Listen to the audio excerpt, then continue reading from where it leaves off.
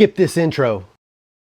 There's a new movie out this weekend from the Oscar-winning director of movie The Hurt Locker. That's what she won the Oscar for. Her name's Kathryn Bigelow, but her best movie is Point Break, so that's why we're going to review A House of Dynamite. At the beginning of the movie, a nuclear missile has been launched, and all the tech to find out where it's from and how to stop it has failed. Great. You spend billions of dollars. Turns out it's a coin flip, and it doesn't work. Where's the missile going? It's headed right for Chicago. So goodbye Bears, goodbye Cubs, goodbye the best version of the hot dog. That's it, you're toast. You get to see all the panic that goes on. It's definitely in a very realistic style. You get to see the panic in the war room. You get to see all the generals getting woken up in the middle of the night and shitting their pants because this missile is headed towards them. It held my attention. It was very tense.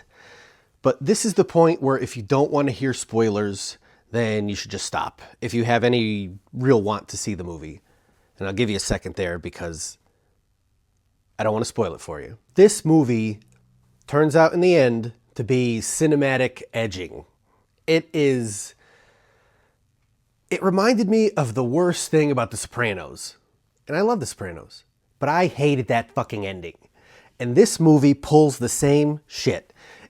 After replaying all the different angles of how this event happened and everybody's different points of view, they leave you hanging. When it comes time for that missile to hit Chicago, the movie ends. You don't know if Chicago gets nuked. You don't know if it was a mistake on some computer somewhere.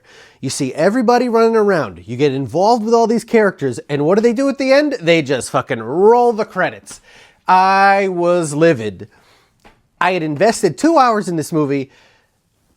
I basically wanted to see if it was real. I wanted to see that scene from Terminator. Remember the dream that Sarah Connor has where the nuke hits the city and you see her on the fence turning into a skeleton. You know, that's what I wanted to see. I wanted something to happen, even if they were like, oh, it was a mistake, and it turns out we almost nuked the world for nothing. We had all these tense situations. They leave you hanging, and I hate that. So while I can appreciate that there's like some artistic reason for doing it, it's like, that's not what I sit and watch a movie for. If I wanted to interpret how the ending of the movie should be, I'd go fucking read a book and use my own mind.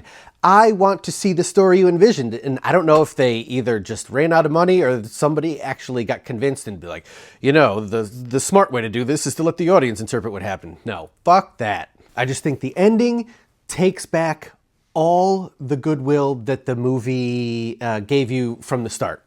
Anything you liked about that movie, it's not what you're going to remember. If you watch this movie, you're going to remember the ending, and you're probably going to feel just like I did. So, I love Kathryn Bigelow.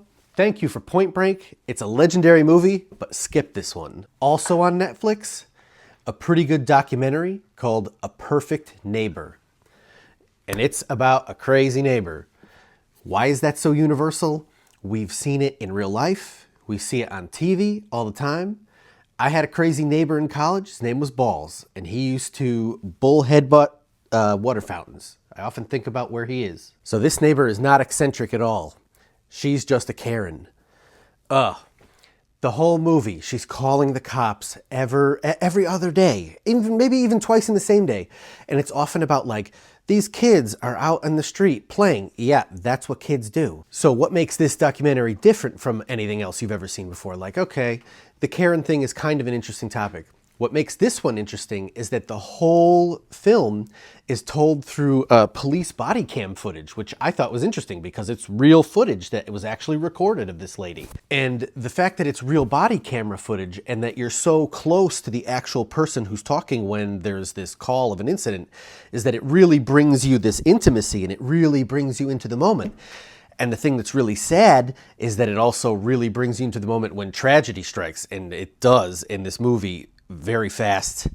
And I actually teared up a little because it's heartbreaking to see body camera footage of somebody being told their relative is dead, and how hard it must be, not just for the person accepting that news, but for the cop who's like, you know, I guess, I don't know any cops, maybe they are trained in doing something like that, but when you got to walk up to somebody, especially somebody who's a kid, and tell them someone has died, man, that's a heartbreaking moment. Then once after the crime is committed, it kind of, you know, it loses the police body cam footage, obviously.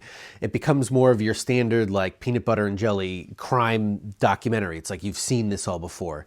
It's still interesting, but once you lose that aesthetic of the body cam footage and it goes into a trial thing, it loses a lot of its steam. So what I would say is for this movie, once it goes to the trial, that's when you've seen the best parts of it. You can just use this as like kind of a background movie, which is awful to say when like somebody gets shot and died and be like, oh, you put their movie on in the background and, you know, you continue to scroll on.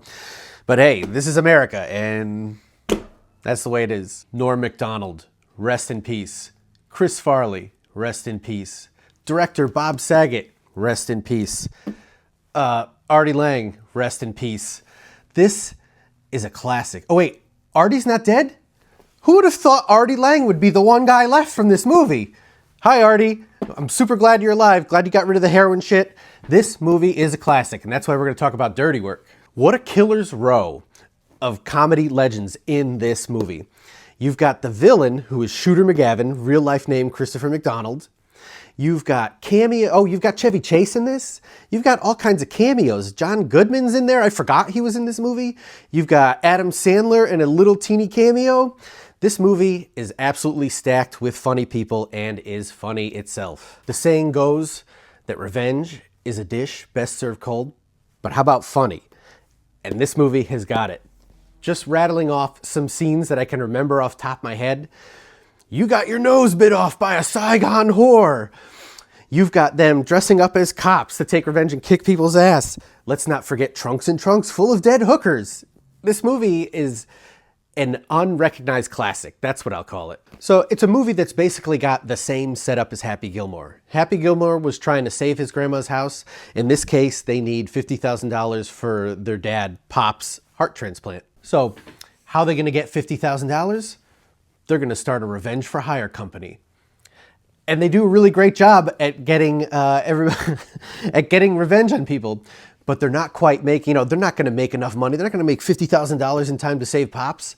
So, of course, they have to go to the evil Shooter McGavin, and he's got a scheme for him. But, of course, he's a douche. He is one of the best actors to ever play a douche. You can't deny that. And he sets them up. And along the way, of course, Norm finds a girl, loses a girl. It's, I forget her name, but it's the girl from Monk, the blonde girl, the short hair.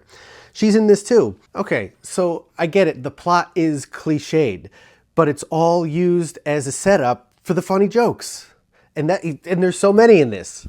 This movie is, I rank it up there with a movie like Billy Madison or Tommy Boy or Half Baked. Those like 90s funny. They don't have, the story's doesn't have to be the greatest thing in the world. It's just a setup to make you laugh. And this accomplishes that in spades.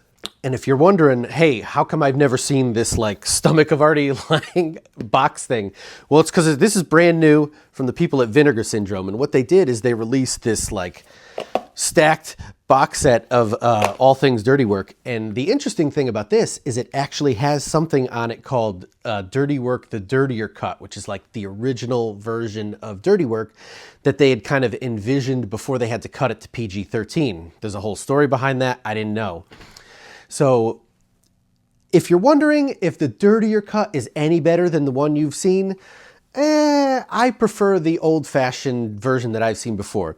This new version has like 6 or 7 different like tweaks to scenes. There's a couple, there's 1 or 2 that are like, yes, that is good. They should have dropped that in. But in the end, if you love Dirty Work and you love to laugh, go find this special edition. Hey, thanks for coming by. Thanks for watching Quiet Corner TV, Red Hood Movie Reviews. You keep coming back, I'll keep watching, and I'll keep talking. Talk to you later.